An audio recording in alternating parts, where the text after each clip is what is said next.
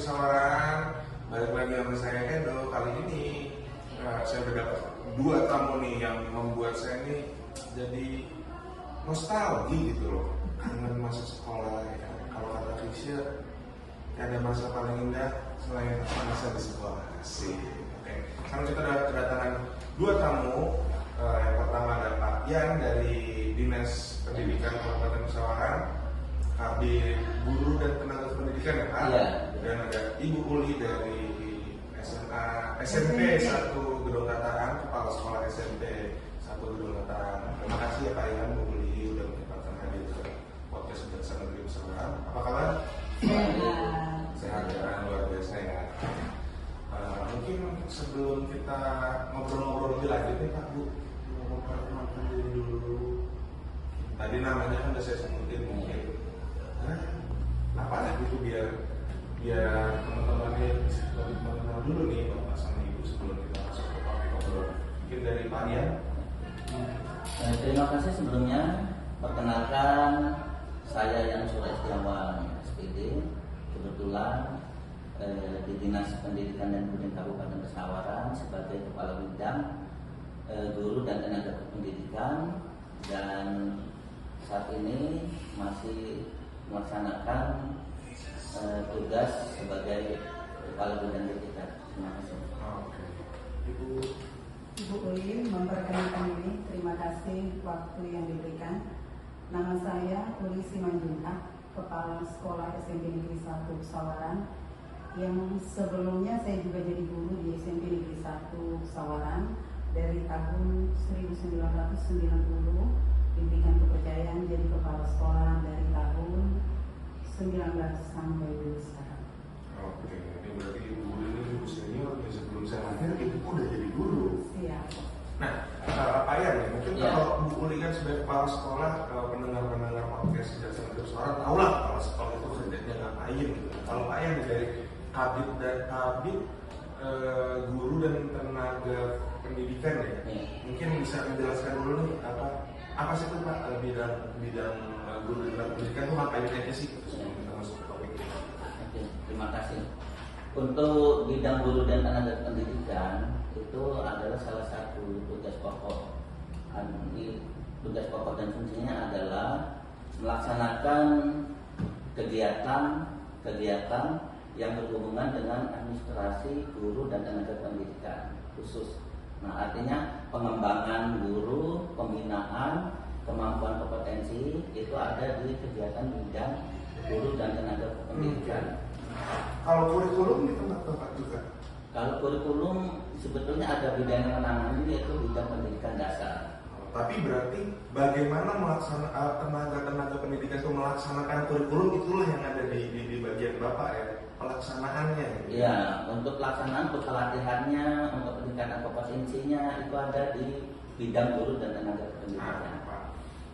Ngomong-ngomong soal kurikulum nih, tadi kan sempat kita ngobrol nih sebelum podcast tentang kurikulum merdeka. Yang sekarang fasenya masih menuju kurikulum merdeka. Kira-kira Pak Yan bisa menjelaskan apa sih kurikulum merdeka?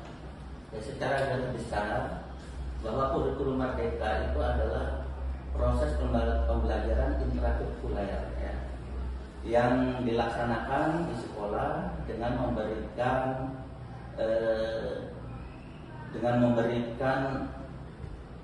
pembinaan, peminatan terhadap kompetensi anak peserta didik. Nah, ini yang diarahkan bahwasanya kurikulum merdeka ini memberikan peminatan kepada siswa untuk dapat mengembangkan potensi dirinya. Nah, jadi fokusnya adalah ke peserta anak didik. Oh, berarti kalau boleh saya rangkum, kurikulum merdeka ini menempatkan siswa ini menjadi subjek ya dari pendidikan itu, subjek utama dari pendidikan itu. Jadi kalau zaman dulu kan, zaman saya tuh dia siswa itu yang dijejelin di matematika, sains itu yang bagus di hal matematika, di sains itu ya itulah yang diberikan predikat sebagai anak pintar. Tapi kurikulum merdeka ini justru yang memerdekakan siswa itu ya bahwa oke, siswa ini punya kemampuan di mana itulah yang digali, itulah yang dibina, itulah yang dikembangkan. Ya, jadi apa yang disampaikan memang seperti itu karena setiap anak itu memiliki kemampuan yang berbeda-beda. Artinya memiliki kompetensi yang berbeda-beda.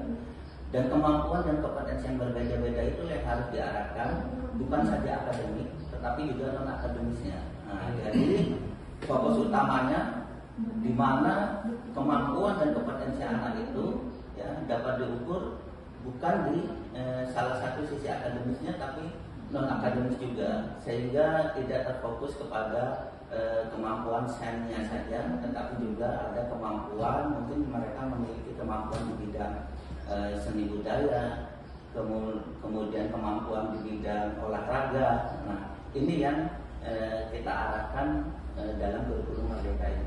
Karena berarti salah satu sudut pandangan juga ya tadi hal-hal non akademis tersebut itu juga bisa akan jadi bekal yang vital ya buat mereka. Ya karena kan sekarang kan karir kan nggak terbatas dari hal-hal yang sifatnya akademis saja di sekolah gitu kan Pak, banyak profesi kayak desainer grafis dan segala macam yang juga cukup menjanjikan ya. Dan kalau misalkan siswa itu dari awal sekolah itu udah dibina, dikembangkan potensi misalnya, itu kan akan jadi bekal yang cukup juga gitu ya buat karena kurang lebih seperti itu ya Pak ya. Ya, jadi kalau kita lihat bahwa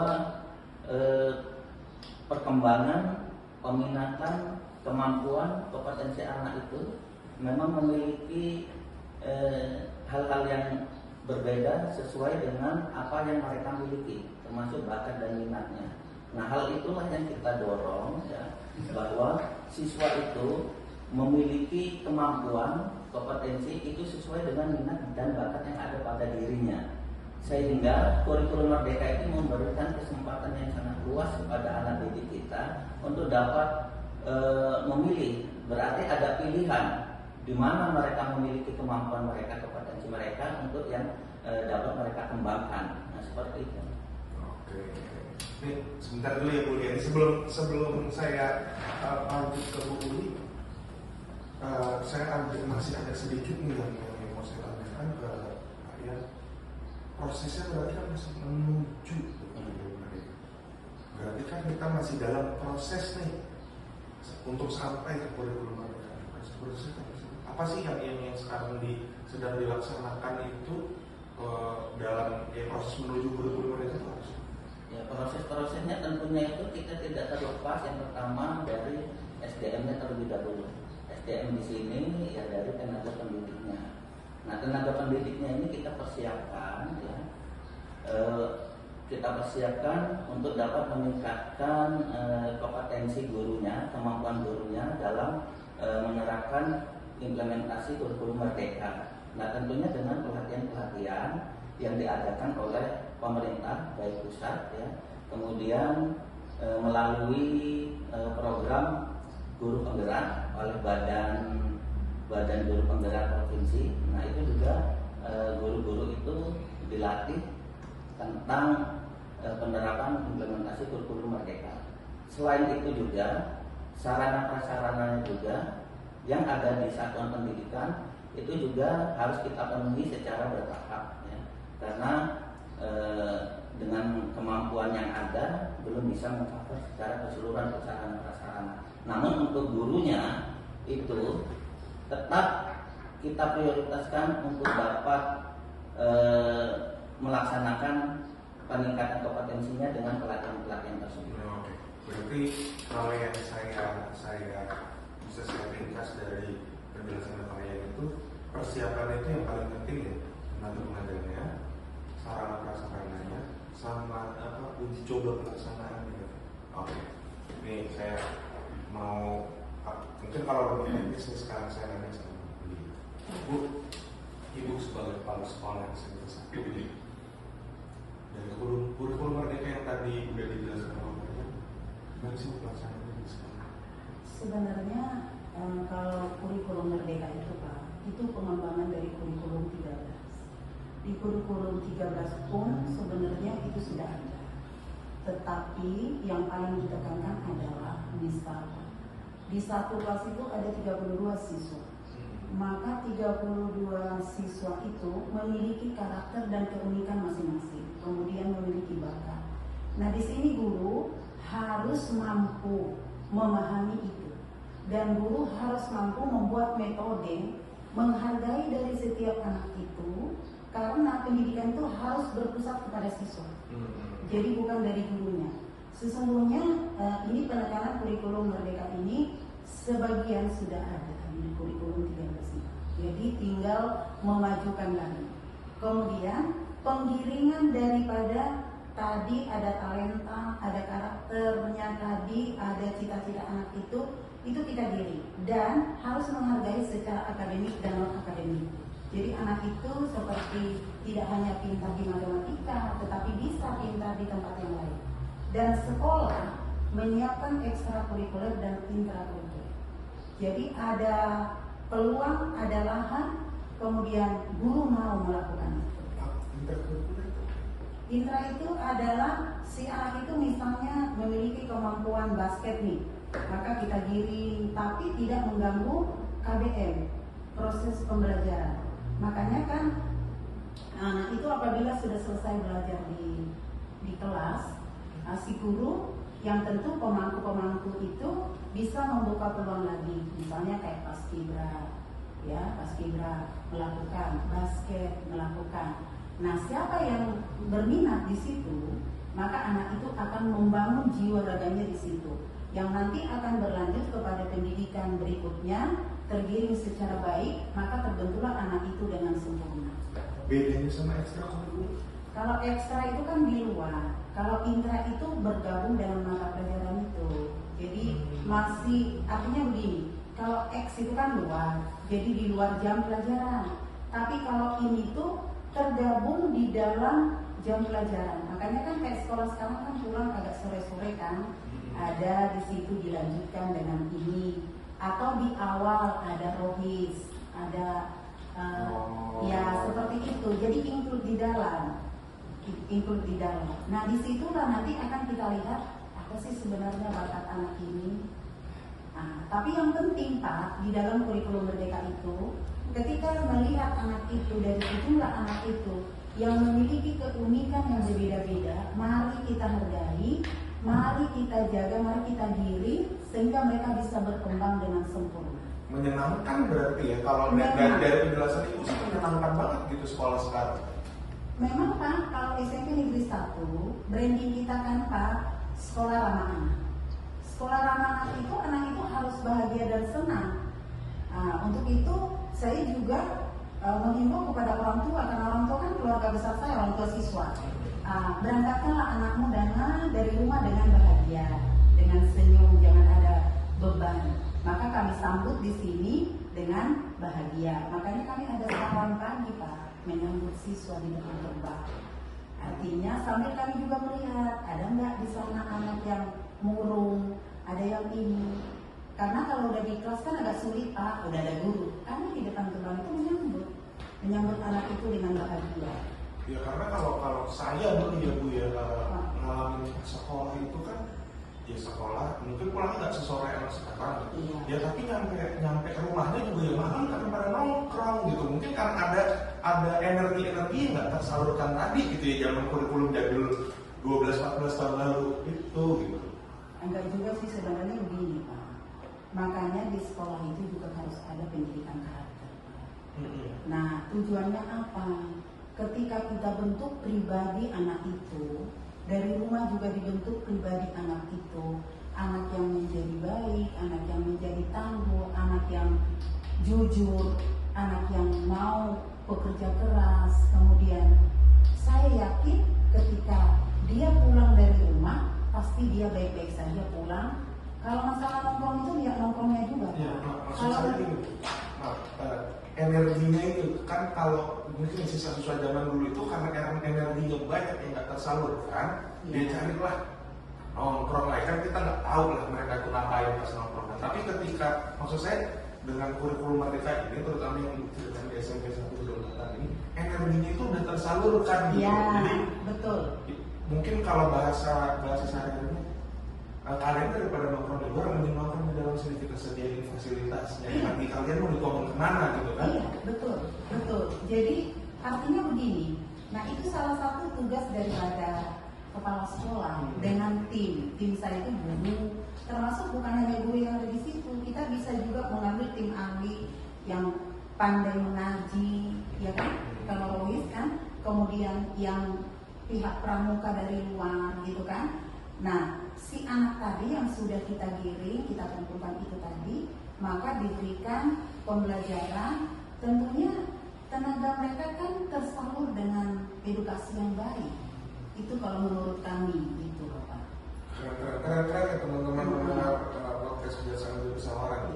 Saya tuh jadi ngebayangin kalau waktu itu kurikulum merdeka udah ada pas zaman saya, berarti itu sekolah saya tuh masih bakal ngadain kegiatan, misalkan orang daripada nongkrong, berarti oh yaudah kalian nongkrong aja di sekolah, disediain gitar, disediain catur, disediain kartu. Wah, Kartu apa dulu kita bilang? Kartu kan bukan bisa jadi profesi ikut olimpiade. Kartu game belajar. Kartu game.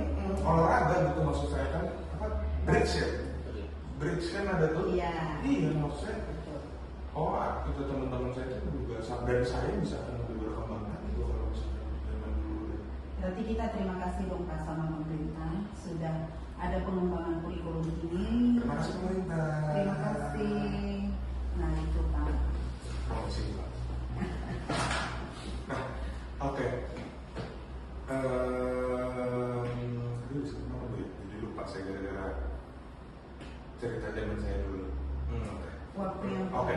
Nah, Bu, tadi kan Ibu udah cerita masalah penekanan pendidikan ini ke potensi siswa gitu. Iya. Nah, kalau zaman saya dulu nih, Bu, Iya. oke lah, yang jago main bola, yang jago main basket, yang jago animasi, mungkin itu yang dihargai sebagai oh ini dia dulu deh mungkin di zaman dekat sekolah gitu. Tapi kan kalau zaman dulu tuh ya yang menentukan kelulusan kita itu kan tetap juga mata pelajaran. Iya. Dan kalau zaman saya kan saya di ujian nasional Bu. Ujian Ya, jadi ya mata-mata pelajaran yang di ujian nasional kan itulah yang menjadi Patokan utama. di patokan utama gitu secara kelulusan kita. Nggak mungkin kalau misalnya kita nggak lulus misalkan matematika nggak lulus, nggak mungkin sepak bola itu meluluskan kita gitu kan saya dulu kalau sekarang ya. Begini Pak, pendidikan tingkat level SMP itu bukan sekolah kedua. Jadi bagaimanapun secara akademik mata pelajaran matematika, sains dan non akademik tetap harus berjalan bersama-sama. Jadi artinya kita tadi pembimbingan di dalam cita-cita karena dia memiliki kemampuan lebih dari orang lain. Tetapi bukan berarti meninggalkan mata pelajaran. Misalnya kita 13 mata pelajaran itu kan wajib hukumnya harus ditempuh dan ada batas nilai yang maksimal yang harus dilakukan. Tetapi sekolah kita kan sekolah standar umum. Kita bukan sekolah luar biasa. Jadi secara kemampuan anak itu secara akademik pasti rata-rata Pak. Mampu, tapi tidak berbicara sampai nilai tinggi atau nilai bagaimana. Tapi standar KKM-nya minimalnya pasti mampu. Tetapi kelebihan dia ini kita naikkan lagi. Jadi bukan hanya dapat akademik rata-rata, non akademiknya rata-rata, dan nggak ketemu apa sih kelebihan anak ini sebenarnya. Itu yang perlu kita cari. Nah, jadi bukan berarti karena kita tadi mengejar daripada jago di gitar, jago di game, jago di yang lain-lain, terus pelajaran matematika, IPA, bahasa Inggrisnya dilupakan, enggak juga. Ini tetap berjalan. Kan ada kurikulum yang mengatur. Ada kurikulum yang mengatur. Dan anak yang merasa dari hasil asesmennya, ulangan harian, tugas, kan ada proses jenjangnya Pak, sampai kepada dia lulus.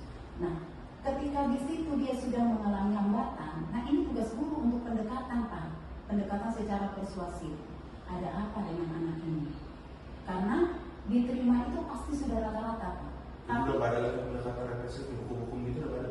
Oh tidak ada pun hukum Pak. Sekarang ini cara cara menyadarkan murid tidak harus dengan kekerasan, tapi harus dengan menyentuh hatinya, mendekati apa akar masalah. Dijemur dalam jongkok itu dengan tidak ada. Di sekolah saya tidak ada poin, tidak ada penghukuman, tetapi pemecahan kasus dan masalah. Maka, iya, tidak boleh Pak. Jadi di saya maupun BK maupun di guru yang lain tidak ada poin hukuman, tapi ada poin pujian. Nah, tetapi nggak mungkin kan nggak ada masalah. Kita harus cari masalahnya, kita pecahkan masalahnya, kita kolaborasi dengan orang tua, karena masalah itu belum tentu dari sekolah. Berarti nalar siswa ya Pak Bu ya, nalar siswa itu dibangun gitu. dibangun Pak. Ini saya Anak itu harus sehat jasmani rohani Pak. Dan ini berlaku se-Indonesia Pak? Yo iya, Nasional ya? nasional kalau kurikulum merdeka. Kurikulum merdeka ini berlaku secara Nasional. Keren. Nasional. Apresiasi buat Kementerian Pendidikan. Apresiasi dua jempol. Iya Keren, betul. keren. Betul. Ini saya juga baru tahu kan? Iya. Saya sekolah udah lama benar. Jadi baru update juga nih setelah ngobrol sama Bapak Ibu. Oh keren teman-teman. Jadi berbahagialah siswa-siswa zaman sekarang gitu ya, walaupun sempat kemarin 2 tahun belajar virtual, tapi begitu kembali dapat kurikulum yang keren banget yang bisa menghargai potensi-potensi yang siswa miliki, dan siswa ini menjadi subjek utama sekarang dalam pendidikan gitu, bukan lagi objek tapi siswa subjek utama pendidikan. Wah keren-keren. Terima kasih waktunya Pak Wuli, sampai ketukar lagi. Bisa ditukar. Terima kasih waktunya Pak Yan, Bu Wuli. Terima kasih Pak. Terima kasih sudah mau meluangkan waktunya ke podcast Kejaksaan Negeri Pesawaran. Dan yang paling utama juga terima kasih mau membaktikan dirinya ke dunia pendidikan. Semoga ya negara Indonesia semakin maju berkat Bapak Ibu yang ada di dunia pendidikan ini, menciptakan generasi berikutnya melalui kurikulum merdeka. Oke teman-teman, sekian podcast kita hari ini. Tetap pantengin medsos Kejaksaan Negeri Pesawaran dan tunggu di podcast menarik berikutnya.